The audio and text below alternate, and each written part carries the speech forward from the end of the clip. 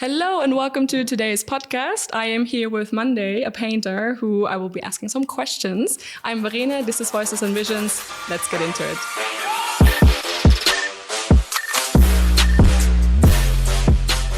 Hi and welcome to the podcast. Hi Verena, thank you for this podcast. Well, thank you for being here. I'm happy to be here.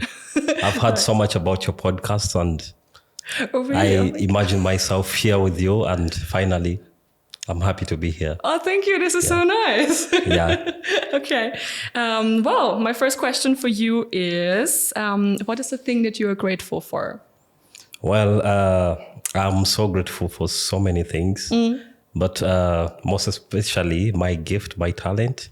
And I trace back to where I come from, and I really find a lot of gratitude from my family, my parents, and the way they tried to support me until university, so that from there I started to go on with my gift. But I'm really grateful for my gift and my visions.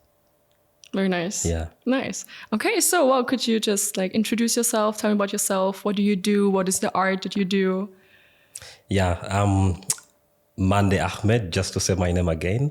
But my artist name is Mande. It's also my family name. And I come from Uganda originally, but I've been living in Austria since 2020. And so right, COVID. Just in the same period. Oh, really? And I'm only specialized in painting, nothing else. I'm a full-time artist, what you would say, a professional artist. Cool. And I love what I do. I paint various themes, but mainly cityscapes and wildlife. I carry a lot of expressions from my background through these artworks that I do. Yeah. So is there a specific theme or motive that really carries through all of your paintings? I think I would say the theme that really carries is wildlife, but also cityscapes partly. But in the wildlife, I expose a lot of energy, a lot of power, a lot of strength, because most wildlives are known for the strength, for the spirit of not giving up. For instance, I love painting lions, elephants, because they have a big spirit of never to give up. And my whole career is carried on believing in myself and never to give up. So that's how I relate mostly to what I do. Very nice. Do you have specific animals you paint, or how do you decide on which animals to paint? I paint a lot of animals, and but I would say on the list, the top 5, I like to paint gorillas, because gorillas, I feel like it's the best thing that is close to human. And so I like gorillas because they have the strength of expression in the eyes, how they live a daily life. It's like when you see a lot of gorillas in my country, in a certain forest, they work in a community all together. How they take care of their kids from the beginning when they are born. It's similar way to human, just like monkeys.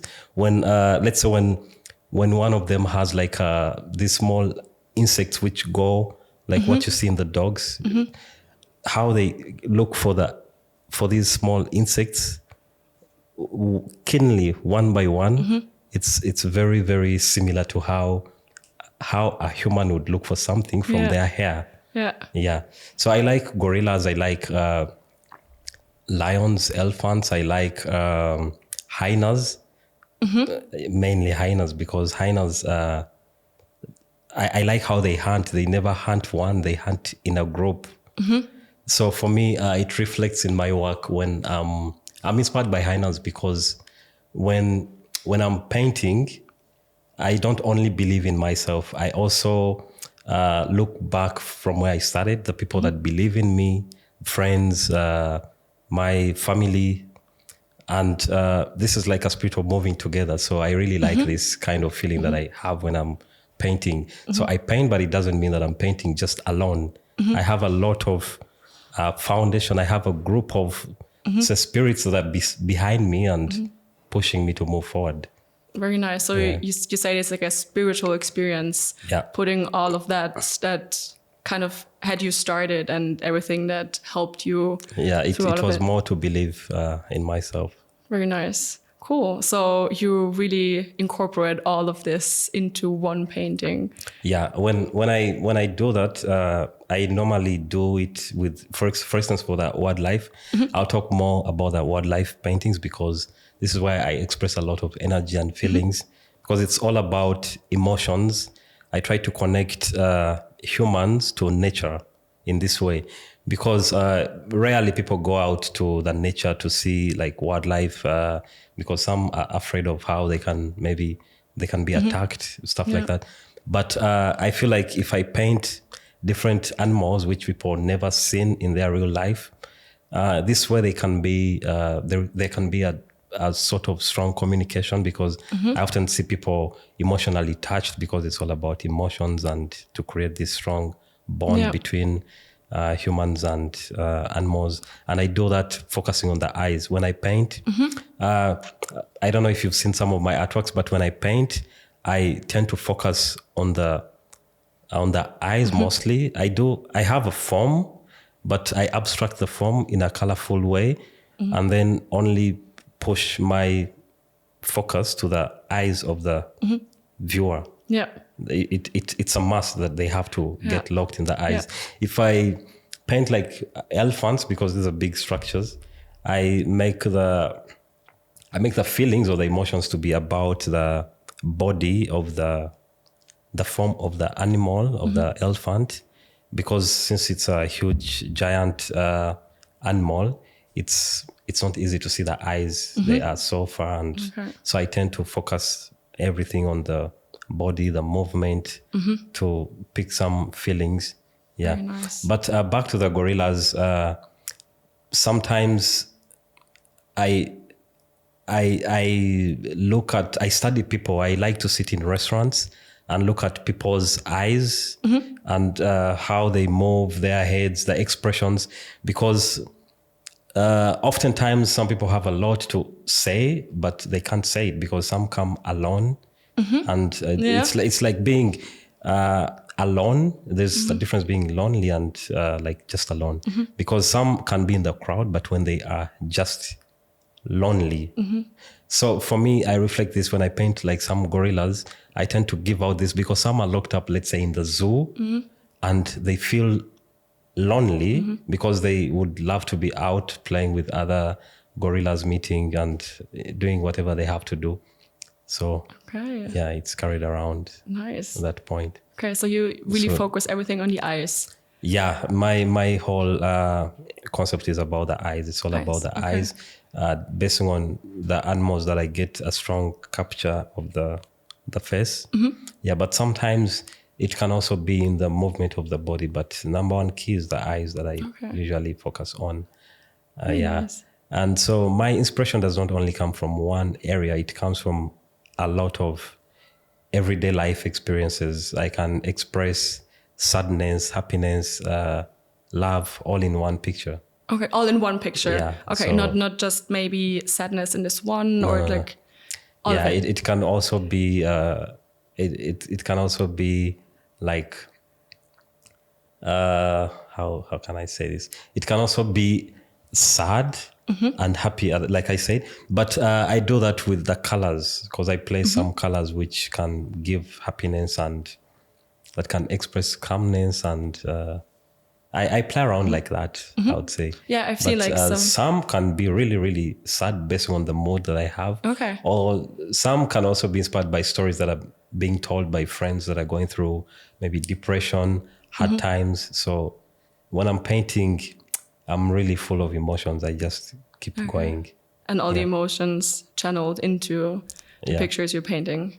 Yeah. Very nice. So it is kind of like an emotional outlet as well. Yeah, I mean, for me, I sometimes reflect to what people tell me because oftentimes people highlight me like a messenger. So when I'm painting, I'm just like trying to transfer emotions in these animals to the person seeing them. Because even me personally, when I start painting, I I don't plan how I want the painting to Okay, end. really? No. Yeah. No.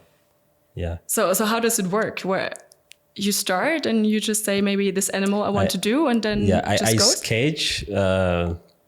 I sketch, and when I start, I normally just start painting, because when I sketch and start filling in the paint, the colors, I tend to just paint. I start usually 5 paintings at once. Really? Or Okay. 3, but in stages. I paint one, I pause it, I start another one, then till like however I feel it can go till 8 or just 3. Okay. So when I finish the first stage, I come back to the second layer. This is when I start to fill out some more colors and tend to take a break, go out, come back, look at the artwork. So whenever I'm painting, I'm not thinking. So when I paint till the time when I need to work on the eyes, that's when I start to think. Okay. Yeah, but before I'm just painting. I just mix any color that I have with me and have it on the canvas. Yeah, but for some specific paintings, I can imagine and say, okay, I want to use red color in the background to dominate the whole painting. So I then subdivide it with other small similar colors, but I tend to focus on if I want to pass out a specific color to like turquoise blue, I work on that. But most of other colors and other movements, because my work is very spontaneous, how I mix my colors, I work with large tools. I can work with any tool that I have in my arms. So I don't have like a strict order like a strict rule what to paint with. If I'm maybe drinking something like tea and the cup is empty and I feel like I should maybe just place it. I can just place it on the canvas and it creates like a circle, and then I slide the cup off the. Oh, and it really? creates, Okay. So maybe one time I will have to paint live for you to see what I'm talking about. But when I'm painting, I have no specific role. I just do whatever I'm doing. So I'm not thinking until I get to the eyes. Yeah. So when I put the eyes, that's when I'm thinking a lot of what I want to do. Yeah. So you also want to think about it, and you put a lot of thought behind how you want them to look. Yeah. The eyes always come back last. When I do the eyes first, I tend to stop there. Okay. Yeah. Because some paintings you start, you pause, you come back, you pause, and all of a sudden you realize it's already finished. But back in the days, I used to paint and just keep painting, and then I work on one painting specifically to finish it, and my brain just gets locked into the idea that I started with. So that's a fixed idea or a fixed imagination. But if I work and give it some time, go do some things or talk to people, sometimes there is a spark in the people you talk to. Maybe you get a story and it influences you in a way that it appears in the artwork which you are still working on. So I like to just stay free and paint how I really feel. I don't really have like a strong rule what to do. Yeah, it's like I have a big ship. I just do whatever I want on the ship. I don't really make it to seem too strict. Yeah, it's fun to paint with me. Cool, very nice. So how long do you say would it take for you to finish like one painting or like all the 5 paintings that you started? Sometimes it's a secret.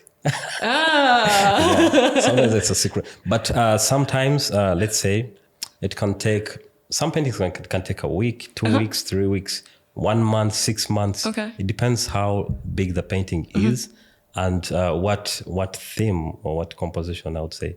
Because some artworks, I paint and pause and come back to it after like 2 weeks.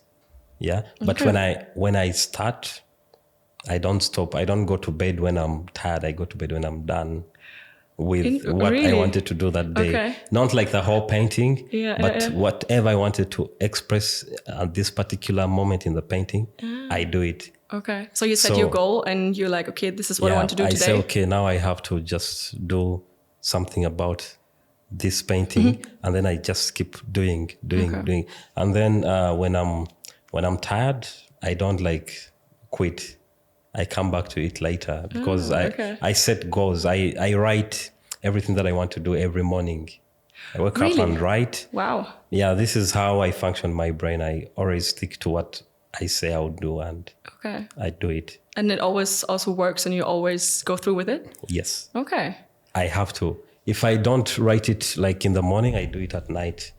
Because at night, before I go to sleep, I usually write like some ideas come to me when I'm, let's say, watching a movie or talking to friends or moving around the city. And then I write this idea and I don't forget it. Because when you just think about something and you don't write it down, or you don't, because the memory can lie to you that you have it. Yeah. Have you had a moment where you thought of something and you say, I will do it, or I'll write it down. And then in just a few hours, you don't remember what you think about. Yeah. So when I think about something, I write it. This is how I store my ideas. If I say, okay, I want to have, for instance, one of the paintings that I'm working on is it's a set of dogs, a group of dogs.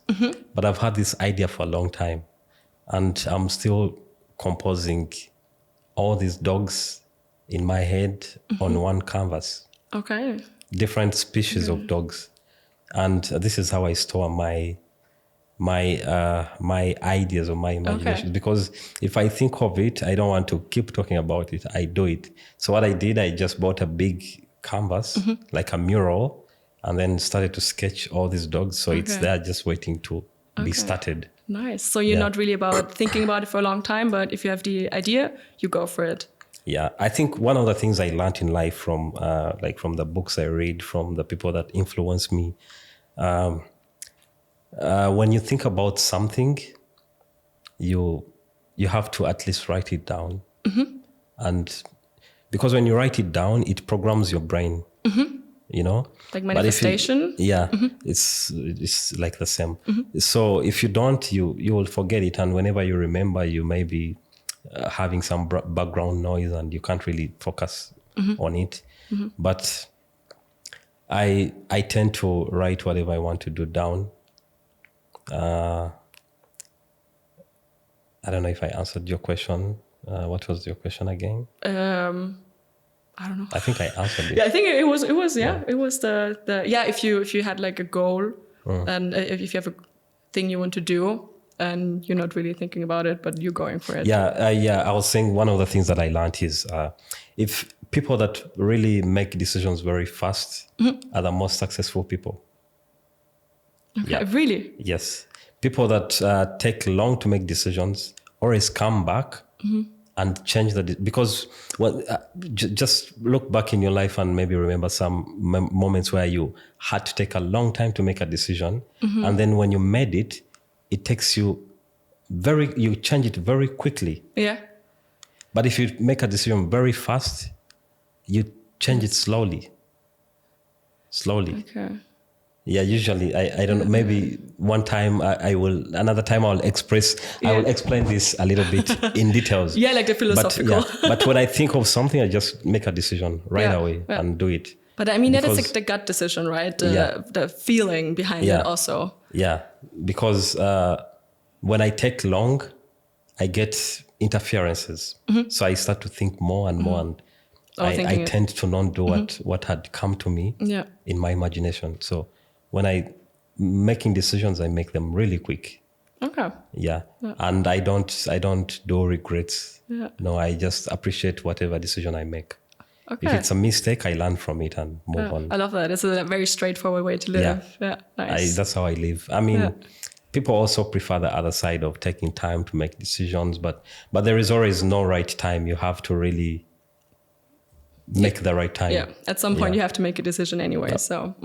Yeah. Okay. So how would you say that you handle setbacks? Or like, has there ever been a moment when you paint and you're like, okay, I've hit a wall. I don't know how to go on from here. Well, I think this is expressed by everyone in the world. Nobody doesn't experience setbacks.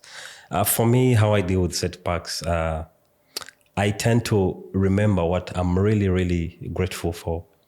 For example, if I meet a hard setback, I start to remember the first time I painted.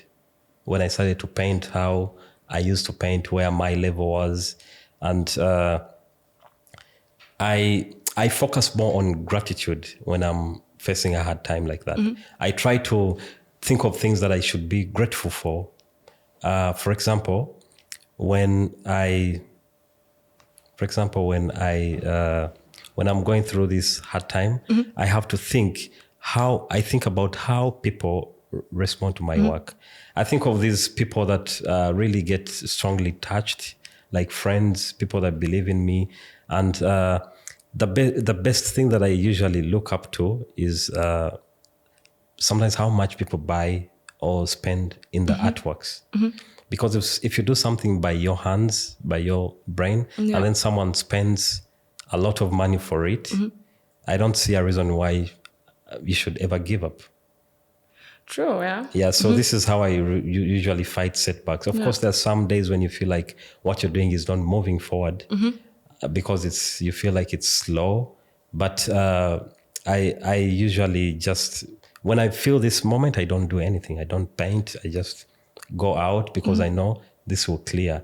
So then I start to, sometimes I write down things that I'm really grateful for and things that I've achieved from the time I started to where I am. So this is really working out for me.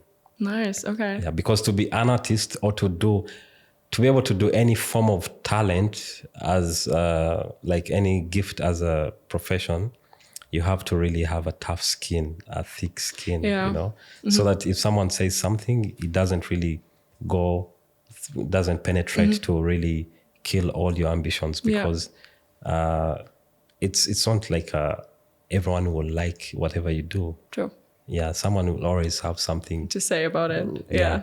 And for me, what also keeps me moving, like to have this like toughness to do the setbacks, I tend to remember what my professor told me at the university. He told me if you paint and reach an extent where people criticize your work or criticize whatever you do, just know you got it. Don't ever stop, because then you have their attention. If you don't have their attention, then you are not doing anything. But unfortunately, they don't care about you. Passed away, long time. But this is one of the things that stuck with me till now. Yeah, that is so true, because if they actually make the time to and take the time to criticize you, you have something there. Yeah, I mean, people would not criticize something that is not strong. Yeah, that's why even huge celebrities or people that are really, for example, we take the closer look at these paintings done by like Da Vinci's, like Mona Lisa. Still, someone will criticize something about it. Yeah. And, so there is always something. Yeah. We can't like the same things all the time. It's normal to me. True. That's one key that really solves setbacks for me. Yeah. Okay. I mean, I had strong problems coming up to where I am, but it's what made me who I am today. True. So I appreciate and you worked through it and you got through it. Nice. Yeah. So what would you say is the most rewarding thing about your work, or the most rewarding moment when painting? I think the people I have met, really, I consider this to be most rewarding. The emotions that I capture from people, I count that as rewards. The collaborations I've had with different people and people, especially I put this on people because I do my work for myself. It all started with myself.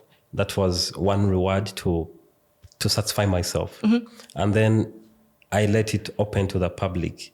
So how the public responds to it, good or bad, for me, it's like a reward.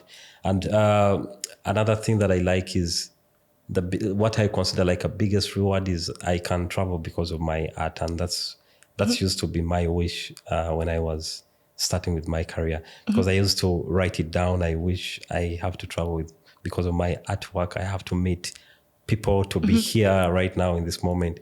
It all happened because of my work. So cool. For me, these are the rewards. The rewards are small things that I really get from people that really support me, that believe me. Every belief I get from someone, that's like a reward to me. Nice. Yeah. That's really cool. Nice. Yeah. So when did you start When was the first time you took a paintbrush and you're like, let's go? 2016, like to paint. Then officially 2017. Okay. And then I started to discover myself. Cool. Yeah, with time. Yeah. Because it keeps growing. What I was doing those years, it's not the same thing anymore. Yeah, I keep adding more stuff to my work. Nice. Yeah. Nice. When you look back now, you see how far you've come. Yeah. That's how I measure my success, from where I started to the point where I am. Yeah. Yeah, because I see that the attraction that I have, the interest of people wanting to talk to me about my work. And I've been to some exhibitions where random clients come in and say, "Oh, you're Mande. Oh, your work really changed my life in a certain way because I bought one artwork and I hang it near my bedroom. Every time I'm going to my bedroom or going out to my bedroom, I see this painting." Nice. And it really speaks to me. It changed my life. It's so calm. Everyone gets touched differently. Yeah. So back to also rewards. That's how I really pick my rewards as well. Yeah. So beautiful. Yeah. And why did you start to paint? Because it was quite recently, right? Yeah. Before that you didn't paint? No, I never painted. I used to draw a lot when I was growing up. I used to draw Power Rangers. Yeah, quite similar. Yeah, and cars. I loved cars growing up. So I used to draw cars. And also when we had still life drawing classes, I used to draw a lot. But painting, I was introduced to painting at the university. But it was back to your question, it was really hard. Yeah, it was hard. But I paint because I really never wanted to ever leave this world before or without ever using my gift. Okay. Yeah, so that's why I paint. But how did you discover it? My gift? Yeah, while drawing as a child? Or? Yeah, because it all goes down when I was growing up. Because when I used to draw in the drawing class, the teacher used to give the responsibility of the task of drawing diagrams, charts to me, graphics, writing. They used to assign it to me. So I used to do that on weekends. And when we had drawing classes, most students used to come to me for help. So this is how I started to discover my gift. So I would draw for 20 students in just before the teacher came in because they didn't have their works ready. So I used to sketch. So sometimes whenever she sat down to mark, she would see that the work is similar, the drawings are similar. So they would ask. And of course, she knew that I liked to help. So she knew that I really like to help. So sometimes I didn't paint, sometimes I didn't draw for myself. I used to draw for others, and then I do my work when I'm home. Yeah, because some friends used to come to me. Actually, this didn't even based on friends or non-friends. I used to do this, and this is how also I managed to get to know people's backgrounds and to make them my friends, because I used to draw for them and they could get some marks in art. And sometimes I didn't have my own work done. So I used to do for others and do mine at home, because the teacher would really give me time, because it was an art teacher that always told me, don't give up on what you do. And when we had final exams, these teachers would collect gather five students who are good at art, and then tell us to help others in these final exams. So we used to draw really fast and then help others. So at the university, that is so nice. Yeah. So at the university, I used to also paint for my friends. I paint mine quickly and then help my friends. So yeah, for me, this is how I gathered my. This is how I got to discover myself slowly by slowly. Yeah. And because whenever I do something for someone, sometimes what they say sticks with you. So some would say, don't ever give up. Don't. And but what really made me go into it was my professor at the university. Yeah, he saw my work. I was submitting a research report. I didn't even want to do painting. Because it was really hard. I didn't want to submit like a lot of artworks. Yeah. So he was taking me through another syllabus, or I would say course unit. But when he saw I had presented my artworks I had presented my research report on a flash disk. But there was a folder with my artworks because I was doing this at home. It was not commercial. I was just doing it for myself. It was not commercial. It was not for like academic reasons. No, it was just on there. So when he opened the research, we went through it, and then as he was going back, he clicked on the folder by mistake, and then he asked, "Is this your work?" So that's when he started to push me into doing it, because he told me, "Do it. I will be your final professor to supervise your major. Just major in painting. Then I will supervise. Just bring me 6 artworks only." Really? Only. Yeah. And so I had to go and change my supervisor, and he was the one in charge. So because he saw this in me, so that is so cool. That was like a click in a minute. So I can never forget that moment with him in his office, because that was a life changer. Yeah, because I was supposed to be supervised by another professor who requests you to paint on campus, or like on campus. Yeah. You have to do all the artworks at the university, but I didn't like to paint from the university. I always wanted to paint at home, take time, think, because I had a different background from other students who painted from academic, like from the university office, like university studios. I had my own life, so I didn't want to paint from there. Yeah. Cool. So when he saw my work, this is when, so the other professors had to force him or them to let me paint live in the university, so that they see that I'm the one doing the artworks. Okay. Because it can also happen that someone paints for you and you bring it at the university. Okay. You say you do it at home, but you're really, okay. So this was in the final exam, so I did that, and they all believed in me, so they told me never to stop. Great. And then how did you come to Vienna? So in 2000, actually I came 2 times. In 2019, I got, I would say, I was invited by the Federal Austrian Chancellery. And I came for an artist residency. It was a project by it's like Kultur Contact. Austria. So I was selected out of, I think, 612, because they wanted one artist from Africa, from different continents. So I was selected out of this number, 600, I think 12. And that's how I came. Spent 3 months and a half in Austria. And in 2020 you came back again. Yeah, so I was like painting from here and getting close to the culture, connecting with people. And then I traveled back after my residency. Okay. Then I got invited because we were collaborating with another gallery and a family that really liked my work and wanted to invite me back, show me around, because I wanted to integrate different sceneries, because I like to keep my work international, not only from my country. So I wanted to check out the snow and experience different seasons and see how I can reflect that in my work. So when I came, Corona hit. Cool. Yeah, when I came, Corona hit. I couldn't go back, so I stayed for some time, and later I started to like the country and started to learn the language a little bit.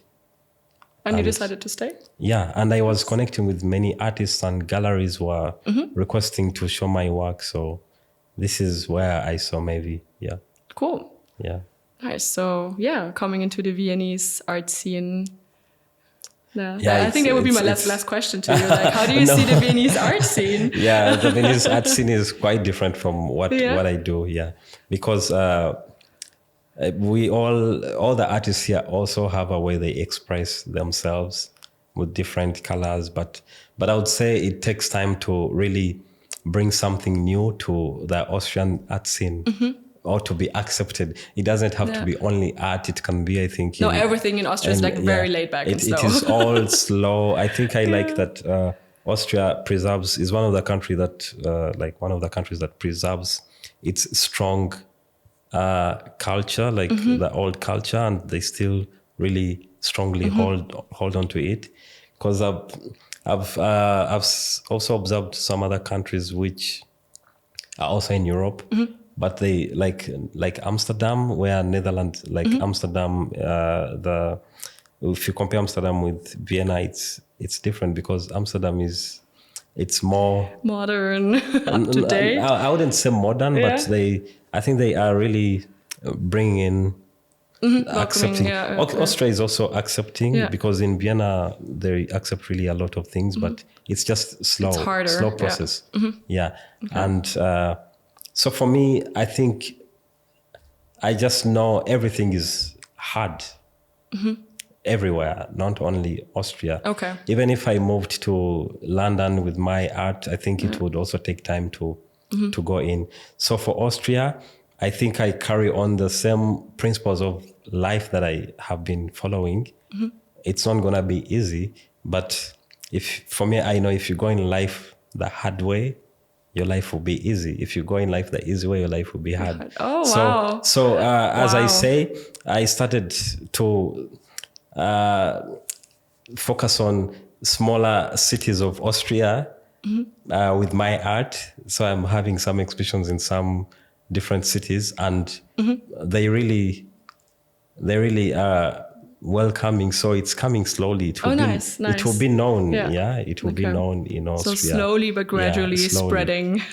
Nice. So I think with integrations are always like that. They are always slow. So but I would say it's a strong art scene in Austria, and I also find a way to integrate my work to have something that can really represent where I come from, but also share a part with the Austrian art scene, because because now Austria is not like just it's also like my second home, you know, because I'm living here, and when wherever I live, I try to make it my home, and this is reflected in my works. That's why my cityscapes also have a lot of Vienna cityscapes. I paint a lot of Vienna cityscapes, and they do really well. Yeah, they're beautiful. I've seen they're so beautiful. So I try to present it in my own way. I can go through the colors which I really like to represent from my background, and I involve them in the Vienna art scene. Nice. So this is how I try to take a piece of the old and then put it in the new. So since I'm living in Austria, my work is also like coming combined together and to give a representation of what, like, for example, I'm starting to paint dogs. I never even imagined that I would paint like dogs. And when I came here, I got to love dogs a lot. And so now it's like the Austrian thing when I see people with dogs and how they treat them. And I like what I see. So I try to find a way how to integrate it in my work. Nice. But I think that's a really beautiful picture that you said. It's like Vienna as a second home. So you integrate like your first home and your second home in your art and your pictures. It's very nice. So I think for the art scene, it's really difficult. But for me, I know everything is difficult. You have to just persist. You have to keep moving and moving, because nowhere it's easy. So the art scene is hard, but I would say I'm grateful. Really, I've met so many important people that are helping me with my art in Austria. So I think I'm grateful for that. Nice. Yeah, it's different, but it should be different. Nice. It's beautiful. Okay, well then, thank you so much. I think this is the end. Is there anything left you want to say? Like maybe this would go to my fellow artists. It would be like a message, like I would like advise them to keep doing what they're doing and to keep believing in themselves. and to never to give up. It doesn't matter what kind of art you do. It can be filming, photography, or dancing, anything. But you should never give up, and always surround themselves with people that really believe in them. Yeah, and people that people see what they can, what they are capable of doing, even though they are not yet doing what they really doing.